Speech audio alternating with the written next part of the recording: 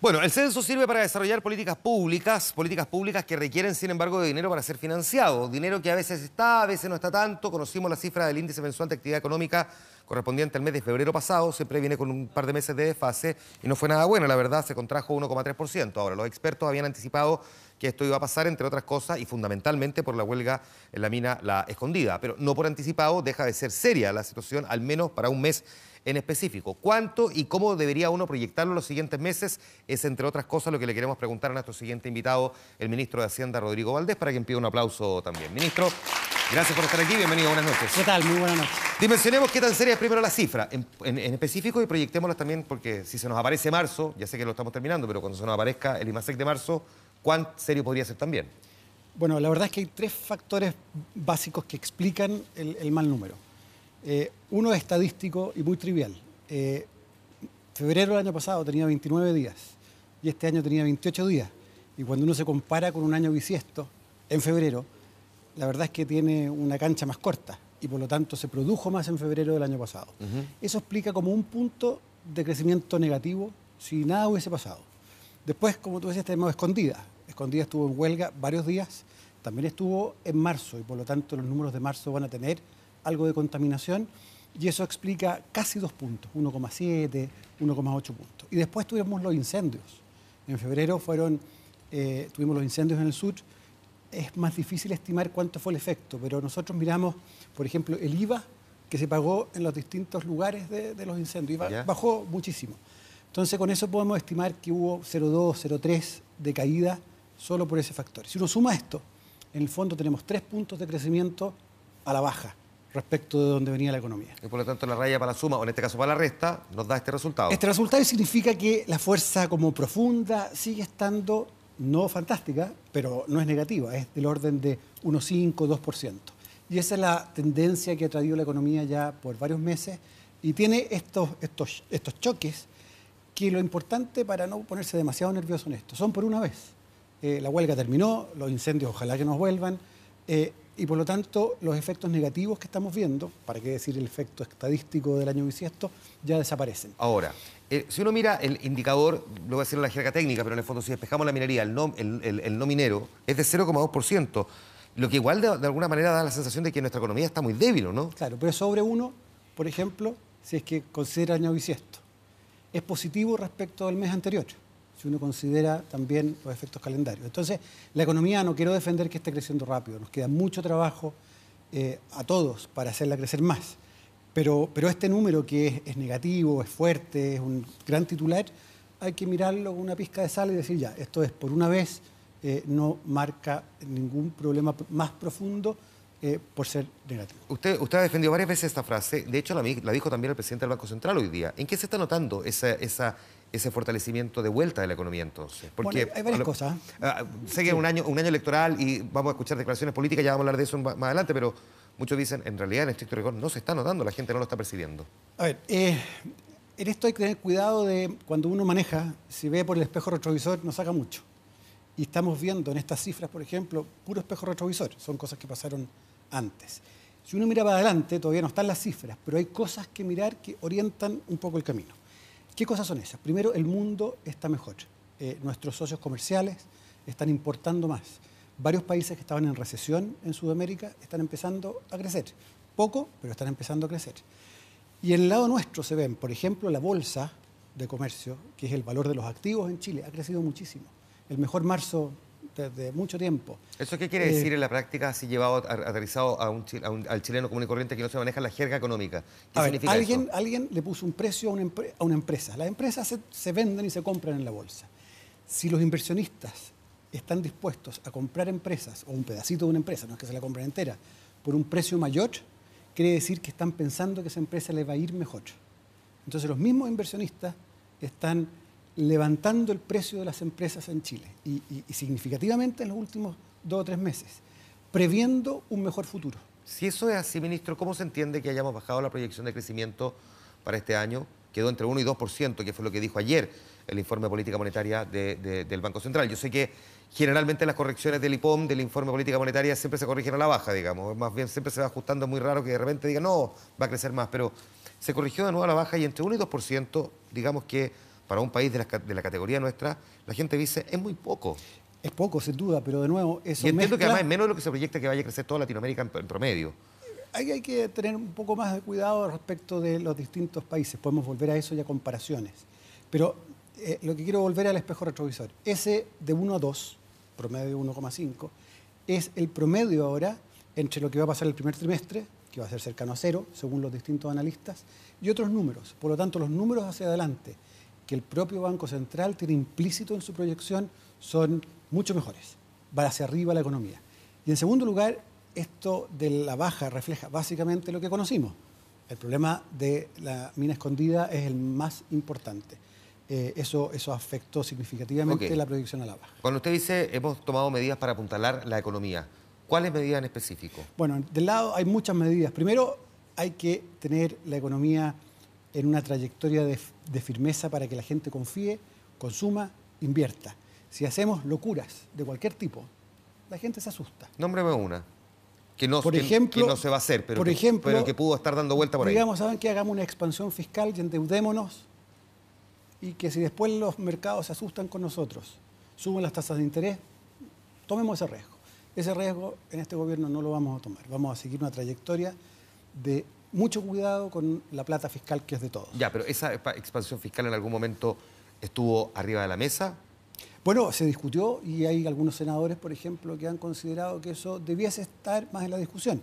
En un año electoral. Nuestra percepción de responsabilidad es que eso al final le hace más mal a la economía que bien. Puede que uno tenga un alto de azúcar en el corto plazo, pero hay que tener mucho cuidado con estas expansiones porque a uno lo pueden meter en problemas. Entonces, quiero decir, eso no significa, sin embargo, que el fisco esté de brazos cruzados, para nada. Tenemos un programa de inversión muy importante desde las empresas públicas que está sucediendo. Tenemos también desde el lado del gasto fiscal, estamos tratando de adelantar gastos. Nosotros invertimos, por ejemplo, carreteras y otros tipos de cosas. Eso lo estamos tratando de adelantar. Hicimos un esfuerzo a fines de diciembre de identificar los proyectos de inversión y está todo prácticamente identificado y los ministerios, por lo tanto, ejecutando sus inversiones. Y eso va a servir a que la economía crezca. Y por último, está la política del Banco Central. El Banco Central ha venido bajando la tasa de interés y eso al final del día estimula más la economía. ¿Está dando resultados efectivos? ¿Se está persiguiendo que la política del Banco Central esté teniendo ese efecto? No, a ver, ninguna de estos que estoy diciendo yo es una bala de plata que va a solucionar todo. No, ninguna, evidente. Pero no hay ninguna duda que si a una empresa le prestan plata a 2% más caro, bueno, va a decidir cosas distintas, va a contratar menos, no va a hacer un proyecto. También no hay duda que hay países que han llegado a tener una tasa real de prácticamente el 0% y que aún así no se ha reactivado la economía. No, aquí los ciclos existen. Aquellos que dicen, si yo estuviera acá, la economía no le habría pasado nada nunca, miente. Ya. Aquí los ciclos económicos en todos los países del mundo existen y la política económica los puede atenuar. La primera cosa que hay que preocuparse es no empeorar las cosas. Ahora, hay países que tratan de actuar contra las malas noticias y el país queda peor. Eso es la peor combinación. Pero atenuarlas tiene límites también. La presidenta habló de diagnósticos tremendistas. Le pregunto, ¿tremendistas o realistas? Porque los cuestionamientos no solo provienen de la oposición, también se han escuchado desde incluso sectores de la nueva mayoría. Yo creo que hay que tratar de usar menos adjetivos dramáticos en Chile.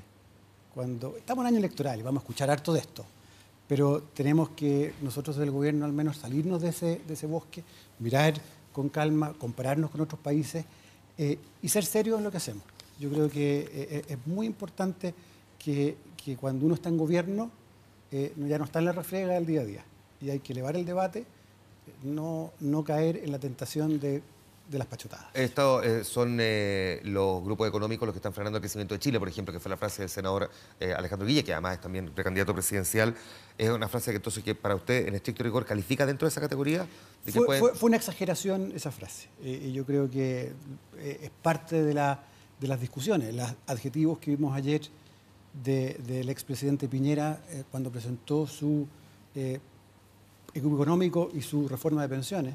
La verdad que también son demasiados adjetivos que creo que no le hacen bien al manejo económico o al menos nosotros no vamos a caer en eso. Ahora, es cierto que ellos tienen todo el derecho del mundo en un año electoral de sí, decirse lo que quieran. pero usted me patea la pelota para el otro lado de la cancha. Yo le estoy preguntando dentro de su lado de la cancha, porque la crítica la pronuncia el candidato que está mejor aspectado en las encuestas de su sector, de la nueva mayoría, que la pronuncia el senador Alejandro Guillé. No, yo creo que fue una exageración. Yo creo que es equivocado pensar... Pero no podrían estar apuntando también a la incapacidad o la dificultad que han tenido las empresas para, por ejemplo, hacer inversiones en innovación. ¿Que él podría haber estado apuntando también a eso, más allá de la retórica y la construcción de la frase? A ver, yo separaría dos cosas. Es cierto que nosotros como país tenemos un montón de problemas todavía en ser más inventivos. Tenemos buenos empresarios, pero las exportaciones nuestras están bastante planas ya como por 10 años. No han crecido mucho. Entonces tenemos cosas pendientes como país de diversificación, muchos temas. Pero ese yo creo que es un debate legítimo. Pero pensar que hay una especie de huelga de brazos caídos de un montón de empresarios, creo que es equivocado. Podrá haber alguno por ahí que esté preocupado, pero los buenos empresarios lo que hacen es tomar oportunidades. No van a dejar de hacer una inversión si es buen negocio. Déjeme preguntarle, en un año electoral, porque usted me lo mencionaba un par de veces en esta conversación, prácticamente todos los temas se vuelven un arma al momento de la discusión. ¿Cómo le hace frente a tantos flancos que se le abren? Porque muchos quieren echarle mano precisamente a la billetera fiscal, a presentar proyectos que implican gastos, precisamente en un año que es complejo como este. Bueno, la verdad es que al final del día tenemos un sistema presidencialista en que el presidente de la República, que en este caso nuestra presidenta, tiene al final muchos controles importantes. Y en la medida que tengamos presidentes como la presidenta Bachelet, yo estoy muy tranquilo en que vamos a tener... no vamos a hacer locuras. ¿Usted dice control importante como que como un ministro diciéndole hasta aquí no más podemos gastar? No, para nada. Por ejemplo, en Chile pasa que solo la presidenta puede bajar los impuestos o subir el gasto. Además, ella es la que tiene la firma final de eso. Y eso ayuda mucho a contener. Imagínense que cualquiera en el Congreso pudiese proponer gastar más y se votara como... gastemos más. Ahora, en esa institucionalidad política, sin embargo, también tuvimos hace un par de semanas el rechazo al proyecto minero Dominga. Y en ese mismo contexto, usted llamó también al mundo político para apoyar el crecimiento. Digamos, me suena al menos, con matices lo que me está diciendo. Lo de Dominga es bien importante decir que está en un proceso. Y el proceso que tuvo, pero que sigue, es que hay una votación local en la región que por un voto no se aprobó. Pero la empresa puede pedirle a un comité de ministros ahora que evalúe eso y vendrán los tiempos, si la empresa así lo decide, en apelar y ese comité de ministros va a tomar decisiones. ¿Y ese llamado que hace usted para apoyar el crecimiento, a qué se refiere entonces? Bueno, por ejemplo, se nos enredan muchas cosas en permisos. Las últimas 2 semanas hemos tenido varias obras importantes que se nos enredaron. O una transmisión eléctrica, o una concesión. Entonces necesitamos ser ágiles en solucionar problemas. A veces, por muy buenas razones, uno propone o un proyecto de ley o la persona que está a cargo de un servicio cree que se le va la vida en eso, en ese permiso específico y no lo da porque puede afectar algo. Yo lo que llamo es a tener un equilibrio más general de las cosas. Mirar que, por ejemplo, la economía es importante. Si todo se tranca, nada se mueve y eso estamos en problemas. Ese equilibrio, esa mirada general o ese equilibrio general es, ojalá estemos todos alineados en la misma. Le pregunto, ¿usted ya sabe a dónde va la conversación ahora? Eso facilita harto las cosas cuando vamos todos en la misma, pero uno no tiene derecho a exigirle al resto a estar en la misma siempre, hay que compensar. En un régimen democrático aquí nadie tiene la verdad absoluta, hay que tratar de ponerse de acuerdo. Y una vez que uno se pone de acuerdo, camina bien. Hoy día a la tarde, proyecto a las 40 horas semanales. Esto que se está discutiendo en el Parlamento. ¿Le pone primero, déjeme preguntarle, más carga a la economía? ¿A usted por eso no le gusta? A ver, no es que no me guste per se. Yo creo que es una discusión súper legítima. Pero tal cual como está, digo. Voy a ir para allá. Pero ¿trabajamos mucho los chilenos? Sí, trabajamos mucho. ¿Los países desarrollados han logrado bajar las horas de trabajo? Sí, han logrado. Pero el huevo o la gallina. Somos primero más productivos y después escogemos o tener más sueldo o trabajar menos horas, o uno logra, a través de bajar las horas, mágicamente casi que haya más productividad. Cuando los países trabajan muchas horas, mucho más que nosotros, hay cierta evidencia que bajar las horas ayuda. En el número de horas que tenemos nosotros, no es tan claro que sea así. ¿Y qué pasa? Si no fuésemos más productivos, fíjese el aumento de costo que existe. Por pasar de 45 a 40 horas, equivale a un aumento de 10% del costo laboral.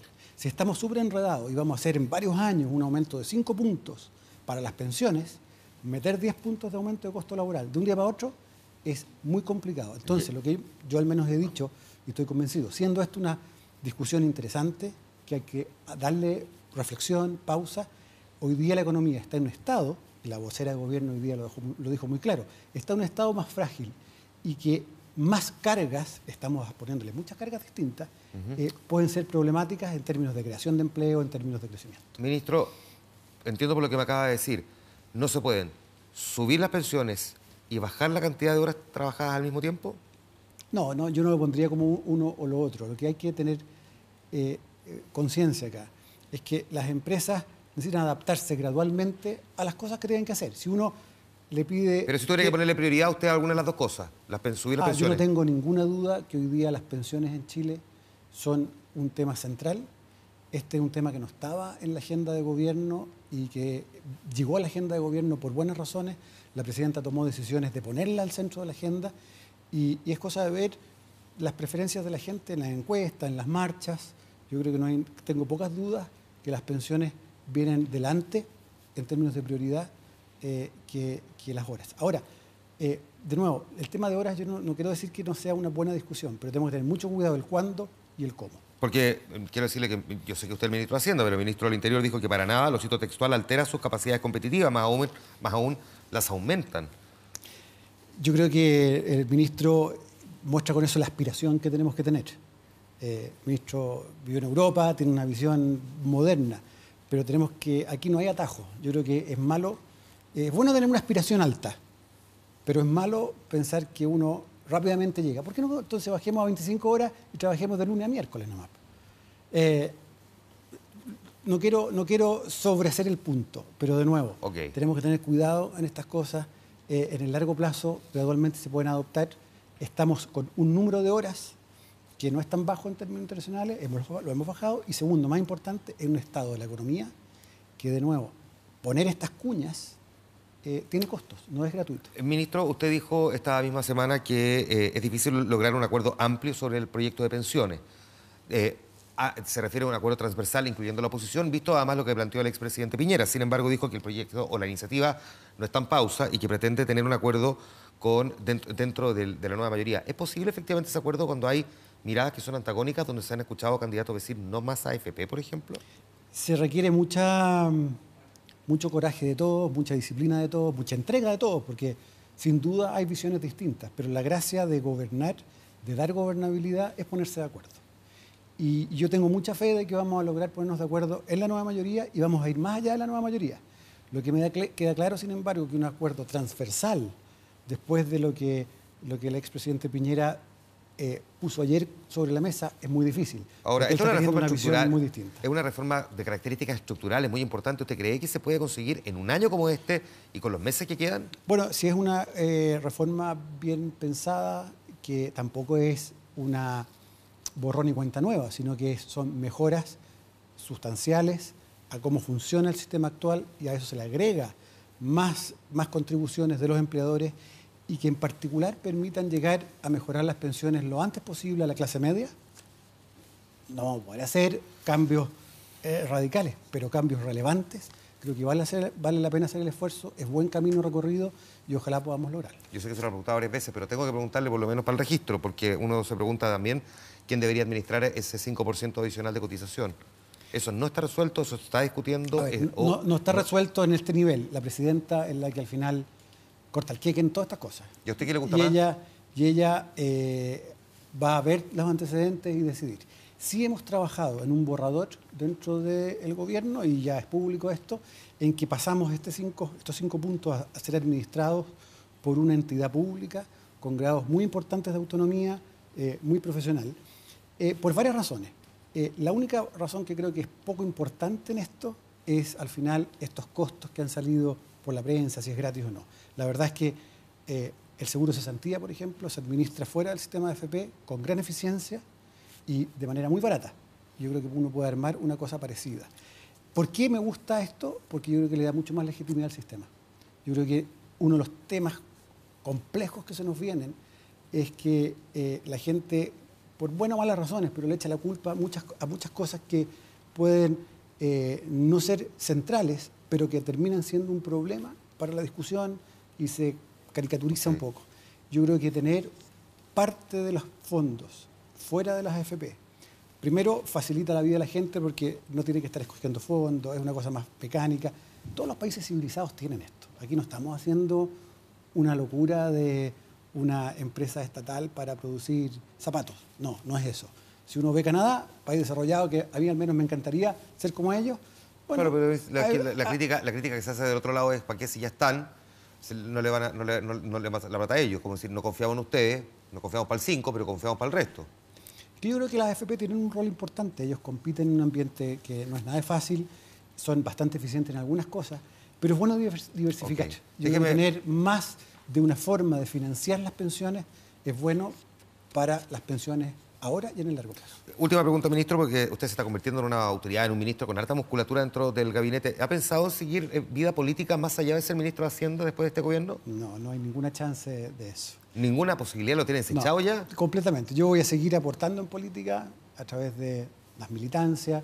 A propósito, esto del bombo FICA, fichando por el PC, yo creo que es muy interesante como ejemplo de eso. Los países sin partidos políticos no pueden sostener democracias profundas. Y yo creo que el participar en política, pero no hay para qué estar como he estado yo estos 2 años. En la primera línea está la familia también. Ministro, muchas gracias por haber venido a conversar con nosotros también aquí en El Informante. Un aplauso para el ministro, muchas gracias, ministro. Yo voy a ir hasta la